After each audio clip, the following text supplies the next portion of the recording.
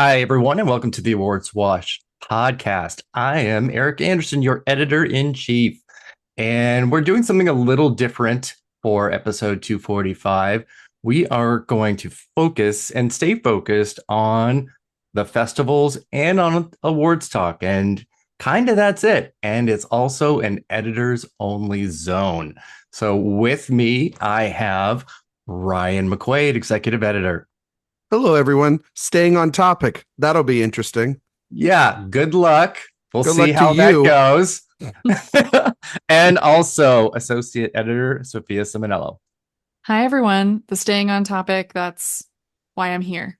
I'm going Yeah. to help with that. You're always great when you come on Director Watch and keep us on topic over there. So I try my best I need it and to fail. be I need to be like a Catholic school teacher with like a reed that just I think we just hits blame your Jay. knuckles on the desk. I think we just blame Jay for those episodes, right, Sophia? I do have experience with the Catholic school teachers, but I can't emulate one, sadly. I went to Catholic school from kindergarten to half of first grade, or no, pre-K to half of kindergarten, and they kicked me out essentially because I would always run away from authoritative figures. So, and I fell asleep during mass in the morning. Well, that's a great start to And that's this how episode. to talk about conclave. I was just gonna say what a great start to a more efficient podcast by beginning on a tangent. Well done, well played. Woo! All right, so let's kind of dive right in and get to the newest information and everything that we have. And that is that New York Film Festival announced Almodóvar's The Room Next Door as the centerpiece. And while in my head, I was thinking, well, they've had 4 women directors, for the last 4 years do this. Almodóvar obviously makes sense. He's been in the New York lineup 9 times, including Centerpiece several times. And so I think this is going to be really fun for them. It's going to be really great. It will hit Venice first, so we'll have first word there. And we won't be seeing it at Telluride because one of the things is the schedule, even though it's not out yet at Venice, we do have dates for several of the films, mostly from Barbera himself, although he gave 2 separate dates for Baby Girl, which really could kind of go anywhere. Sometimes it's Hanna-Barbera over there, if you know what I'm saying. It is a little cartoony, yes. Yes. And right now, that's all New York has is their opener, their closer, just Blitz, and then everything else is going to be coming out in the next couple of weeks because we still have main slate, we still have spotlights. There are so much more to go, so much. I don't think we've really discussed like predictions for New York, but do you have any ideas of what we might see? Sophia, you want to go first? Well, yeah, so New York Film Festival, what the great thing is about that festival every year really is that they really look at international films and documentaries too. So they're going to stay away from a lot of the like big buzzy titles, maybe that TIFF will get, or some of those more populist picks. And a really good place to actually look is to just look at the Cannes lineup and see what people liked there. I think that's a really good place to start. So I could imagine something like Bird, which would also, I think, hit Telluride, that going to New York Film Festival. Emilia Perez, I think, is going to hit really everywhere. So that's another one that we'll talk about, I think, coming up with Telluride. So I would say there are a number of movies that we could see that will come directly from Cannes. Those are the first that jump to mind. Additionally, big winners like All We Imagine as Life, the Payal Kapadia movie, and then as well, Seed of the Sacred Fig. So I could see those. I think those are the first ones that come to mind. But again, we'll see that come out really in 2 big waves with Main Slate and Spotlight. But I mean, from the first 3 films that have been announced that we've seen for New York Film Festival, I think it's shaping up to be a very good one. It is no world premieres, so far, so I don't think Mhm. we'll see any. But we could, because we do have at least one other film that just jumped into the season to talk about in a little bit. Mhm. Ryan, what are you thinking? Well, I mean that one film that we'll talk about in a little bit could linger over the festival towards the end, maybe as a festival closer, and I think that's Jason Reitman's SNL or film, which is now titled Saturday Night Live, and we'll get into more of that I think in a little bit, Well, more Blitz is the specifically. closer. Oh, Blitz is closer. I mean, They have their well, opener, yeah, centerpiece, and closer right now. closer. That's it. That's right. Well, I do think it could be like Sophia has said in the past, like Maestro last year and even Tar, where they have like a Women mid between. talking. Yeah, they have One of those, yeah. like a special, like again, spotlight sort of film. I do think, you know, if you, depending on which trade you believe and who's out there, a complete unknown if it is ready based off of any tests or anything that has been done. I mean, that's kind of just chalked up right there for that film to go into New York, considering that like half that movie we've seen so far is literally just Timothy Chalamet walking around the streets of New York. I again, since of timing and everything too, like Megalopolis does not seem like a movie that will most likely premiere during the festival since it'll already be out. I think Honora will be there. I think that also to look for some of the titles out of Venice and out of Telluride in Toronto that played really well. Like last year, I mean, the Boy and the Heron was a good example of something that was very strong out of Toronto and then ultimately went over on the New York slate. So it's a good place to catch up. And obviously, for anyone that wants to spend $60 a person on brunch to then go and see their films, this New York audience will be able to see pretty much everything that they want. Hey, Um,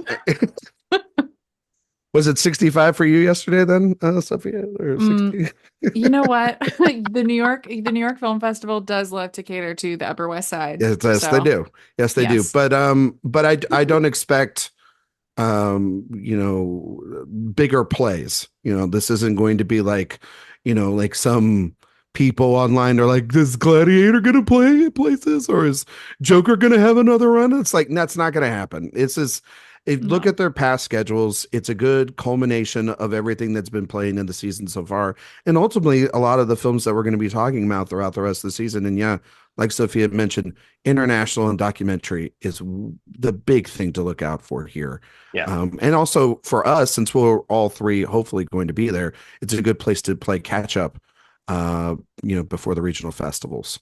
Yeah, and for everyone listening, we will definitely have people at every festival, and starting right off at Venice, we have one, two, three, four, five, six, seven, eight people, not us, because we will all be at Telluride. We'll be there in spirit. And yes, in spirit and in print and in jealousy, because in damn mania. that lineup. Yeah.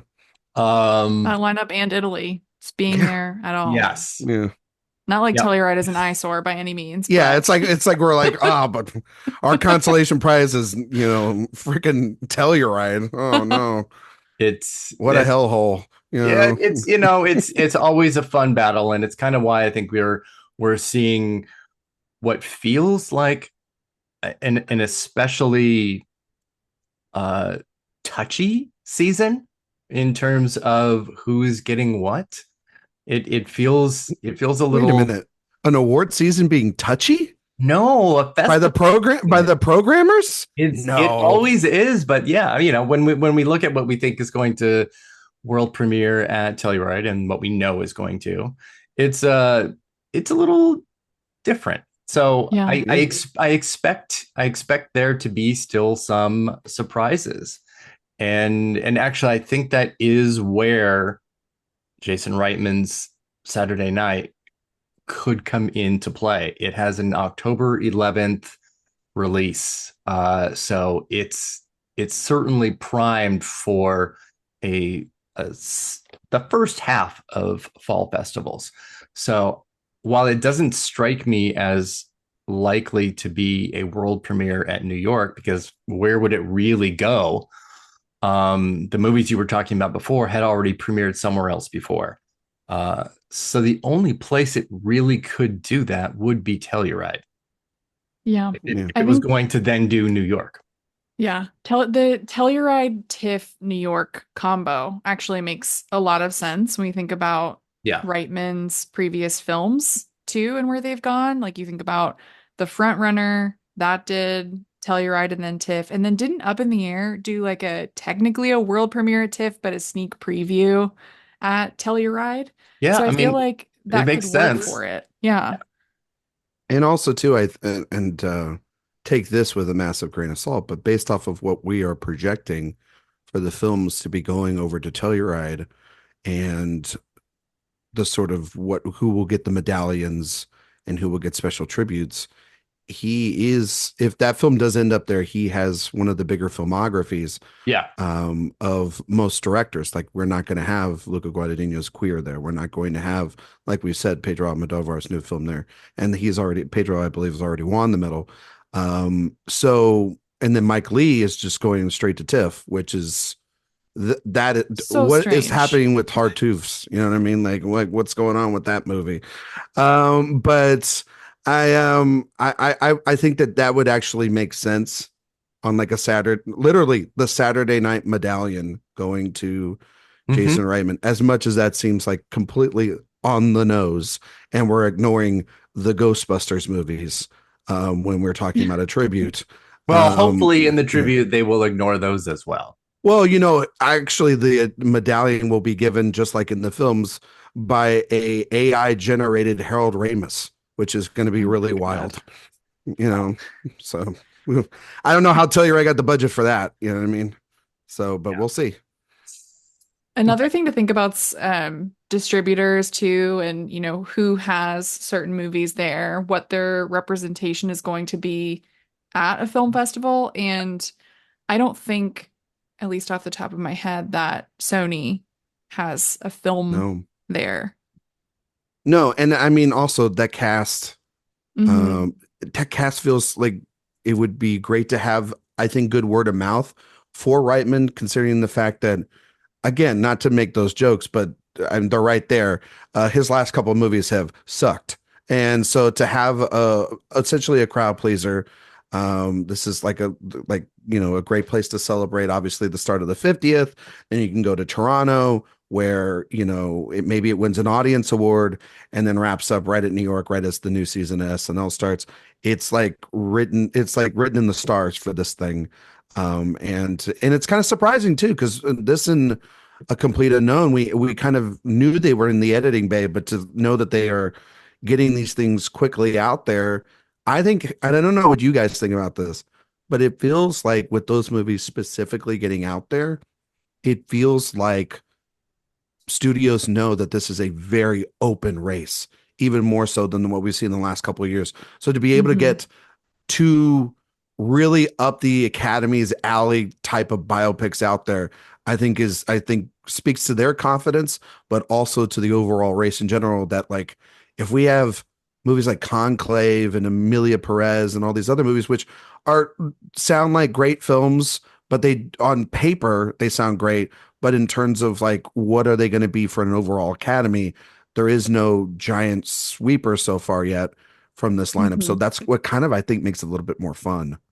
Yeah, I agree. And at the same time, they know that 2025 is going to be very packed. Oh, Like when you just extremely think packed. of the names coming and what people are holding for 2025, that's going to be such a dominant year. I mean, of course, the new Paul Thomas Anderson comes to mind, but it's like, if something's ready, why not put it out in 2024 at the Exactly. end? And And A Complete also, Unknown, that's exactly how I think of that movie, as I do think it will probably skip the festivals and just be out in December.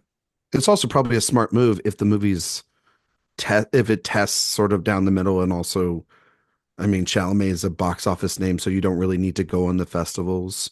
You don't need to, but also if they wanted to give Mangold tributes, that's somebody that hasn't done that as well. I wouldn't be surprised if he made more of a regional festival play, or like if it maybe did like last year with like Savannah, they previewed The Color Purple there. I wouldn't be surprised of like maybe a 20-minute preview at Savannah followed by some Q&As with Mangold. I would expect something like a complete unknown to factor more into the Santa Barbara and Palm Springs that too awards things, because those are after the new year, and as we know, they're just there for trophy collection.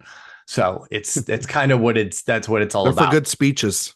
Yeah, and sometimes some really, really good speeches. So I would expect that push there. Searchlight is very good at it. Amy Adams has already begun her awards collection, by getting the TIFF tribute, and that's just going to keep going. Yeah, so there's no reason to think that Mangold and Chalamet won't be a part of that too. Yeah, she's going to just be collecting them up left and right. So. We'll see. Whether that movie's good or not, we'll know soon.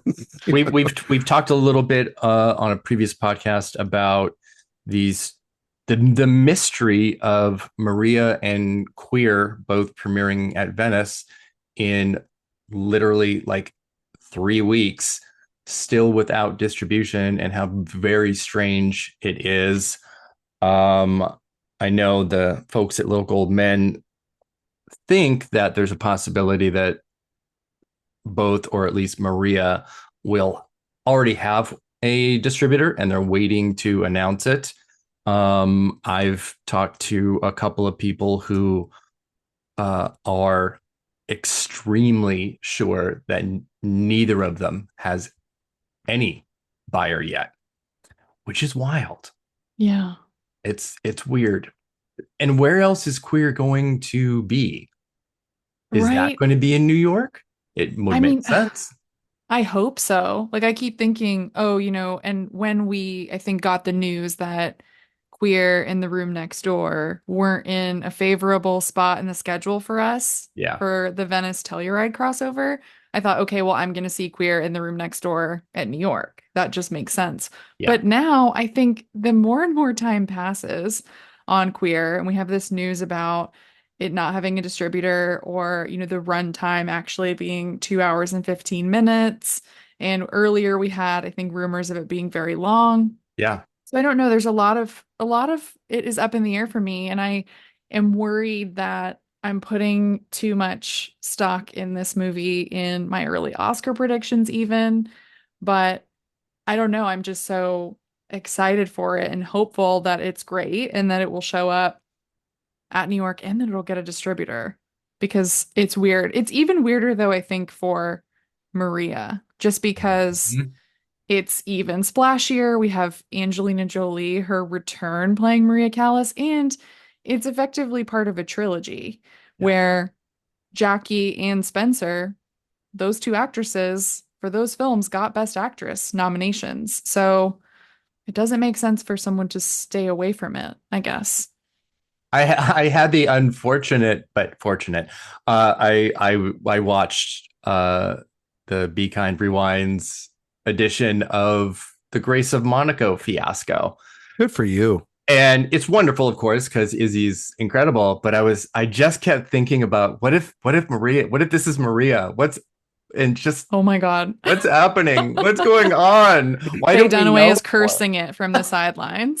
Well, I agree a lot with Sophia. I think that we kind of have a feeling that it will end up at Telluride, and that she's primed to get the medallion, which I think that would be great for her and also great for the fest, because they were not able to do that last year. They did a private ceremony with Annette Bening, and that helped her keep swimming all the way to that Oscar nomination. But I think that would be it. I would actually be more surprised if we found out that Queer had a distributor at the end of Venice more than Maria. I do think that it will have somebody behind it, because they will see the performance, and it's starting to become very limited, because we all know or have seen the path so far for so many places, and we know some studios are not going to touch it because they have already their plans in place for certain actresses. But I think, Sophia, you're actually kind of right about Queer and its placement in the Oscar season. A lot of people have talked already about that this is not, going to be an Oscar film, and outside of Call Me by Your Name, really Luca really hasn't made one. And I maybe that bodes well better for Challengers, which was received really popular. I don't know. If only we'll see. I know that they have an enormous slate over there of films. But it's a very popular film. You never know. It was a weak first half of the year. But I'm not getting my hopes up. It was very weak. A lot of people are saying it, including myself. But calm down. But I do think though that we did get confirmed that it actually is it's not a 3-hour runtime. Yeah. It's like a 2-hour and 10-minute runtime, 2:15, something like that. So that's actually probably better for it. I do weirdly still expect it to be announced at New York. But then by then it could be just a smaller studio that picks it up. And then maybe it's more just a showcase for Craig rather than an overall player. But we'll see. But I do expect, Maria, somebody to pick that up that feels like, based off of not just Jackie, but Spencer, it will be very lavish, and it'll be part of this trilogy and comeback narrative for Angelina Jolie, who has her own film premiering at TIFF. So it is it would be a 2 weeks, 3 weeks worth of coverage just alone for her to kind of come back into the consciousness. And I do, as you were saying, Erik, with Santa Barbara and Palm Springs down the road, those feel like places for her to pick up special awards. I don't expect her to do the small circuits, but maybe the filmmakers do, like Mill Valley or Middleburg or somewhere down the road too. Just conversations like that to get the word out about the film. But she's a big player in this, but it is very weird to be 3 weeks away from these festivals and to not have essentially what is a front runner on everyone's list, not have a distributor or a plan of release. So it screams streamer, if there ever was one. And Lorraine's previous Best Actress nominees came from Fox or Searchlight and Neon, and both of them already have their number ones. Apple feels like the right move, honestly. Like I know that sounds weird, but they don't have a Best Actress contender, and they have one movie this year. They have one exactly. They have one movie, everything on, and not even a lead because Ronan is. She's like technically not the lead of Blitz. Yeah, but also too, like I know that they recently talked about that they're cutting down how much they're spending on television. I didn't say anything about film and film acquisition, so take that with as much salt as you want. Yeah. Would they be more likely to go with queer than Maria, though? I don't think so. I think they would go big or go home. No. Yeah. I would see like Sony Classics going for queer before. That's like where I'm seeing that one. And then being weird and holding it at a landmark for again. Forever. I mean, we're all just been like kind of baffled that Amazon, based off of the success of Queer and everything, has just not taken this film when it's like no one's picked it up. Now, granted, they're just going to shelve it probably like the rest of their stuff like they usually do because they're terrible at campaigning. But it is what it is. Like I want that movie to have a home. And I don't think they're terrible at campaigning. When they have the thing that they want, they're really, really good with it. They were fantastic with American Fiction, and it was at every festival once it premiered. Yeah, I guess so. But I'm talking about more in like past years, the MGM side of the two plays into that as well. And I mean, we all saw how Licorice Pizza, how they had that, like they got the noms, but they couldn't beat Mr. Belfast. So it's like, and then of course you think back to like, One Night in Miami and things like that. They've had an inconsistent track record over the last couple of years, but yes, American Fiction really was their one case where they had something and they have a little bit of trust. So that means that now this year they're going to totally fumble the ball. That's usually how the law of averages go out for these things. Maybe we'll see. We have a couple of more things to cover before closing on some awards news. And one was the reveal from the MPA that Conclave was going to be rated PG for thematic material and smoking. I always love that smoking is a rating thing now. It's so funny to me. Which was a little odd. Yeah. Yeah. You PG is just not is what used to be kind of like a great place for awards contenders before the era of PG-13 is pretty much of a dead zone now. And it did strike me as a little odd. And I reached out to Focus Features and said, is this real? It's on the MPA site, so it feels like it's real. And I'm still waiting to hear back if there is something off about it, but it feels off. It does, especially for a thriller. Like I get all of the commentary about like, oh, cardinals, priests don't swear. Like it's not going to get some R rating or anything like that, but it's a thriller. And I don't know, I'm reading the book right now and it is just, as far as the tone goes, reminding me of like a little bit of a Dan Brown book. Yeah. And when I think about those movies, like Da Vinci Code was PG-13. That obviously wasn't in the awards conversation in a way that, like they're hoping Conclave will be. But I expected at least a PG-13 rating. PG makes it feel a little bit more, family oriented. Makes it feel like a Sunday afternoon. Juvenile a little bit, right? I don't know. Yeah, a little too Sunday school. And they could petition for a PG-13 in, it usually happens in the opposite direction where you try and get the MPA to lower a rating, but they could just to give it the type of adult gravitas that would happen. I don't know. I just looked and even Belfast is PG-13. Like what? Yeah. I mean, like the last movie to be nominated that was PG was Little Women. And even that movie at times feels like it's stretching the limits of what a PG and a PG-13 movie is.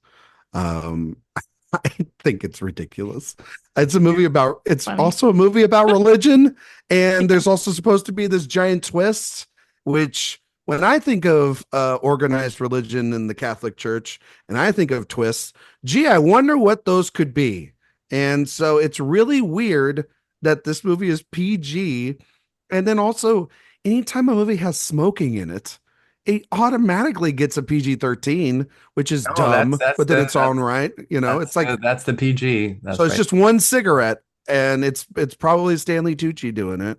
You know what I mean? It's really, really dumb.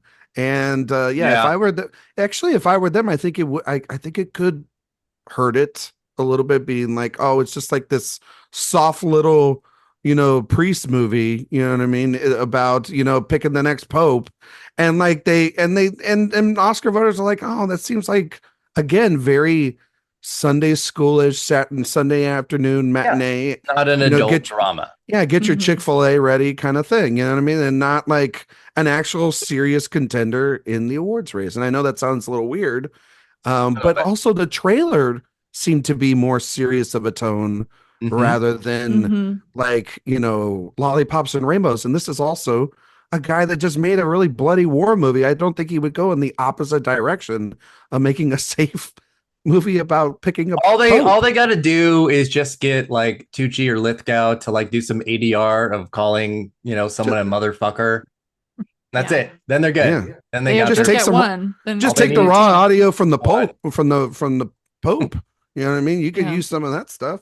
Oh my god! Just one fuck. So we'll see. Just throw one fuck in there. That's all you need. But we'll see how that shakes out. On the other hand, like what if though, like just because we're on the Catholic team to play devil's advocate. Oh, there you go. See that here we if go. This could be one of those things where people just want it's a year where people want something nice and they want something. Well, that'll depend on the political election, honestly. It will. It really will. I mean, I know people don't want to talk about it, but we're in that situation. It's very much in the La La Land Moonlight sort of situation, like how the events play out in November, I think will dictate how this season goes for sure. Yeah. I still don't know how it applies to this movie in particular. I agree.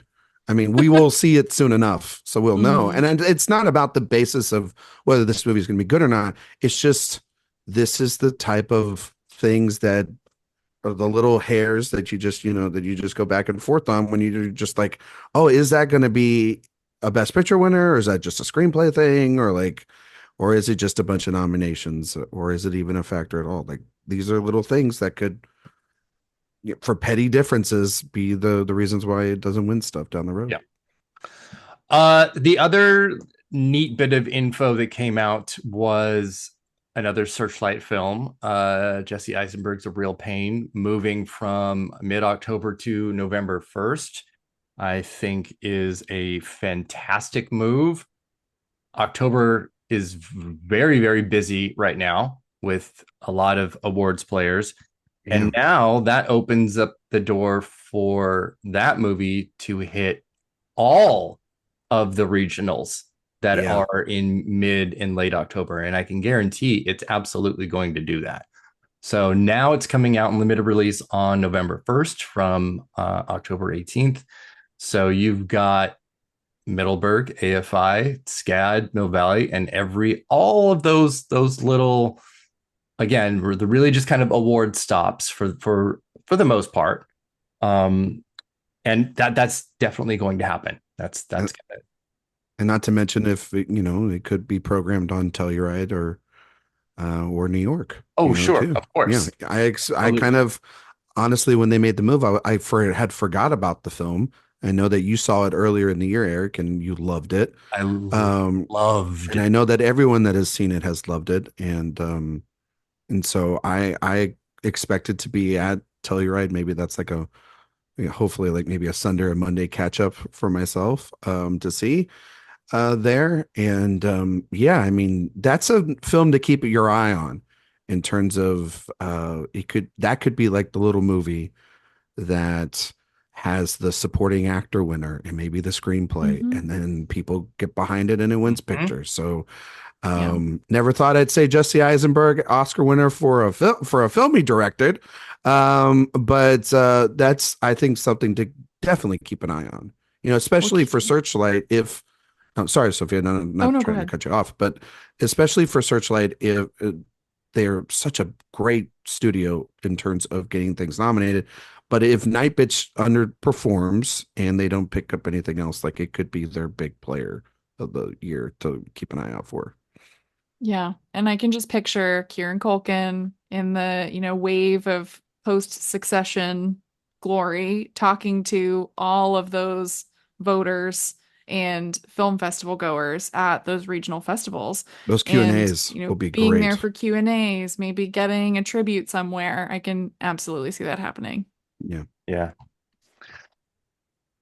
So we're going to close on what is kind of big news. Actually, before we close, the International Feature Film Race has its first two submissions. Ireland's Kneecap and oh my God, what is it? Austria's. You wrote up the piece, so you should know. Yeah, you be quiet about it. Devil's Bath, yes, from Austria, and yeah, there's not really much more than that, other than Kneecap is a pretty popular film that debuted at Sundance. I think that's Sony Pictures. Started doing the rounds of interviews this past week. Just a rambunctious looking film. Not something I would really likely ever see make it all the way to the end, but it has begun. There's just a few weeks more of submissions. If you are a contender in this category, you have to have premiered in your home country by September 30th of this year. So we have a lot of time, and those will continue to unveil. Yes, sir.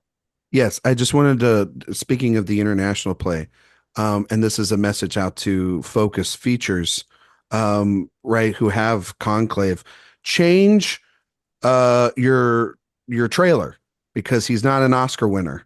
Okay, Edward Berger's not an Oscar winner. These are part of the rules. I don't like it. We all don't like it. But that's a fact. So just trying to clarify that. We haven't talked about that. That was one thing that was bubbling in my head when we were talking about Conclave. So thank you very much. No, I emailed them when they sent the trailer details and stuff the night before. I responded and I said, I know it says it in the trailer. I can't say it in anything that I write up because it's not technically true. So By the way, I'm calling it conclave just to make Erik and Sophia laugh. I know that it's conclave. It's just a great joke amongst the editors. It's actually conclave. Conclave. Yes. Or conclave. Yeah. Really make it You never Italian. those E's are real tricky, you know. We're just gonna add like a little accent. Like We're car. gonna do, you know what we're gonna do anytime we mention it on the site, we're gonna have like, you know how like when they have the pronunciations on Wikipedia and little audio button, and it's just gonna be our voice saying conclave. So I'm sure people will absolutely love that. they'll click on it, you know they will. Mm-hmm. It'll work on the desktop only though. It won't work on iPhones though. There you go. All right. Yes. Now we're closing with some BAFTA news. Some big news. They are introducing a new category, children's and family film. Like, sure, okay. And that's when Conclave wins. Yeah. Yes, Yeah. it's a PG rated. It's a It's children's and family family film. I was just thinking ahead to this section of the episode when I mentioned that. That's it. That is there it is. The It's Priest all- versus Paddington. Let's go. It's all, Oh my it's all God. come together now. Oh my gosh. So that's happening. It's their first new category since the casting category in 2020. The Oscars are getting their own casting category, but not this year. It'll be next year. And they also changed quite dramatically once again the voting makeup, which specifically impacts the acting and directing categories. Not all of them, but really heavily those, because they went through their period of self-reflection and needing to diversify both their membership and their nominations. And in those first few years, it was kind of great, and it was sort of at this mix between very progressive and new, but also feeling very old school pre-Oscar-y kind of BAFTA, where you had extremely English films that are not on Oscar radar. And like Rocks, I just keep thinking that I'm like, this is like the coolest like nomination and eventual win for a film like that. And it just felt more representative of BAFTA than BAFTA really just trying to copy the Oscars and SAG and Golden Globes and that. And it kind of kept getting hit with a lot of, there's these weird snubs, and juries of 7 people are picking half of your nominations to make sure that you have a diversified lineup. And it kind of, what's being said, what isn't, is like a giant underlined conversation into that. And I think it was one of those things that they didn't anticipate that kind of negative backlash. They didn't. Because I do think that the effort that they made and what they did was the right thing to do, and they certainly thought it was the right thing to do.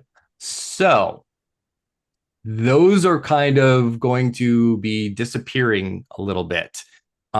Juries that used to determine 6 of the 16 places on the long list and 4 out of the 6 nominations, that's gone. All acting nominations are going to be from the BAFTA acting chapter. It's really it's definitely going back to a larger swath of voters than what the previous couple of years have been. So basically what we see throughout the season is what we will get at the BAFTAs. Also just to reiterate how annoying this whole thing is too, through this whole time of change, and committees and people to save awards or to get people nominated, they still didn't nominate Denzel Washington. Just wanted to put that out there, and they had a shot to do so for a Shakespeare movie, so they're still so they're still Racist. Anyway, but yeah, I think that it's a mistake. I think it's just a mistake in general because I kind of like those that BAFTA did their own thing. I would have maybe not have as many saves as they had, but this is also going to affect their directing categories, which I thought were interesting too. Yep. It and I mean, it actually affects all the categories. It affects all the categories in general, and I'm eligibility too. Yeah, and I love the unveiling of long lists. I've been a number one component of that. I think we should have that 1000% for every category at the Academy. I like to know how the sausage is made for this type of season and what voters really are ultimately looking at the last second at, and where then campaigns could focus up. And then also too, I thought that it was a great place for some British films that were very popular, like All of Us Strangers last year and Saltburn, to have placement in there, and while amongst Oppenheimer and Barbie and Killers and Holdovers and all those other things. So I think it's a real damn shame. I just hope that they are ready, because if it is just a lily white lineup, they're gonna get attacked again, and so they better understand that. And but that's not my problem, that's their problem, I guess. Yeah, like when Margot Robbie was nominated twice in the same year. When they were just like, oh, we don't know anybody else. She had 2 movies out, right? Here she is. And one of those was only Oscar nominated worthy, and the other, or BAFTA nominated worthy, and the other one was Bombshell. Yeah, so. I think it's going to be, what's going to be frustrating about this, I think, is that a lot of pundits and people who predict the Oscars and talk about them are going to be very excited, because it'll make their predictions a lot easier again. And that, I think, will be annoying, as it was during this new era of BAFTA, to hear, I think, like you guys said, about the saves and everything like that. But yeah, I mean, like when Joanna Scanlon won Best Actress for Afterlove, like that will never happen again. Yeah, unless they decide to change the rules back in something that's more equitable. Yeah, the 2021-2022 lineup is amazing. Because one of the best things that's ever happened in the last. Yeah, because it's like, okay, so we don't have a single Oscar frontrunner in this, a nominee, period, right? If I'm not mistaken. Mm-hmm. And it's like, okay, cool. Then that means like, you can look at it both ways, right? Glass half empty, glass half full. Oh, okay, this doesn't matter. Or you could be like, oh, this is actually how it should be. Where like, not everybody wins every damn award. And I don't have to give it to Jessica Chastain. I don't have to give it to Renee Zellweger for Judy. I can go outside of thinking and I can give it to an out of the box interesting choice for someone that's probably never going to get their opportunity to do so. So I think it's very disappointing. I'll say this. I know comes Erik to defend it. No. I am going to defend it a tiny bit, but not really defend it. But I'm going to try to approach it with less cynicism and more hope. And because it will be a really interesting year, how they have taken these last 5-ish years and what they do with it. I don't, it's not that I have a lot of faith, but I do have hope that maybe it will be balanced in a way that then is representative of the BAFTA membership and the new members, and feeling like, even though it was a short period of time, that they got it, that they figured it out, because the Oscars haven't really done that. They've been doing their diversity and inclusion and changes and added membership, and it's been a bit of a give and take,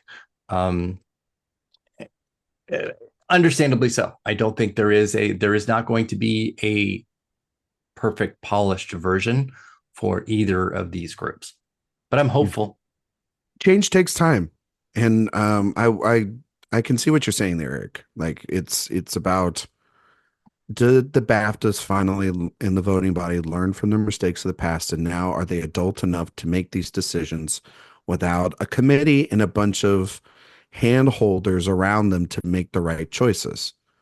Yeah. I, through history, say no, but I would agree with you. I would be hopeful that there's enough new members as well as adults in the room to be able to go outside of the usual campaigning for performances this year that could be really diverse and could be really interesting, and also see that those names are in other races and other categories and being celebrated already, and it makes them go outside of their comfort. I don't need a bunch of, costume dramas showing up in all these categories. You know what I mean? Calm down, Nick. But like, no, but I'm just saying this like the safest, sometimes the BAFTAs made just the safest picks. Sure. And I don't want them to do that.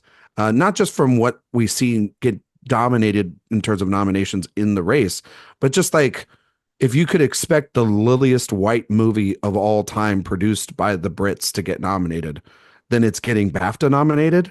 That scares the hell out of me, giving this control back over to them, as opposed to the smaller films from filmmakers that, wouldn't necessarily have had the opportunity because the jury saved them, or was because, others did find them outside. And we don't know if they were saved or not. We just assumed based off of one-off nominations or how interesting or small they are, that a jury did save them, rather than just like, I don't even know what a good, like a Cillian Murphy for Oppenheimer. We knew that movie was, popular or whatnot. So like, we can assume that he got nominated in without having to be saved. We don't assume, we don't know, but we just assume.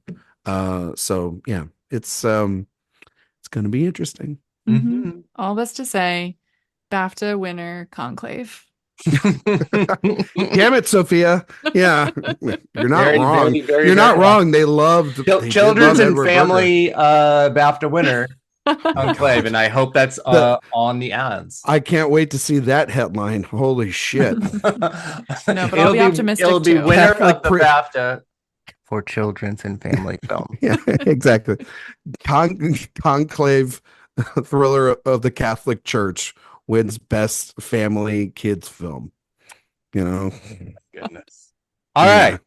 I think we're good. I think we're gonna wrap. And that was even longer, a little bit longer than I think we were gonna go. But we're gonna work out the kinks and hope for 30 to 45-minute shows, and try and find where we can cut that fat a little bit.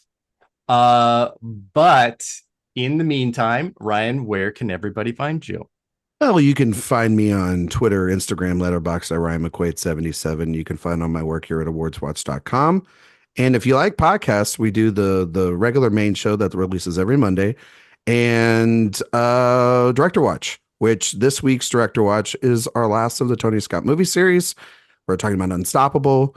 It's about a train the size of the Chrysler Building that Denzel Washington, Oscar winner, not BAFTA winner, Denzel Washington and Chris Pine have to stop. And then we also announce who we're doing for our next movie series that we're really excited about. And Sophia.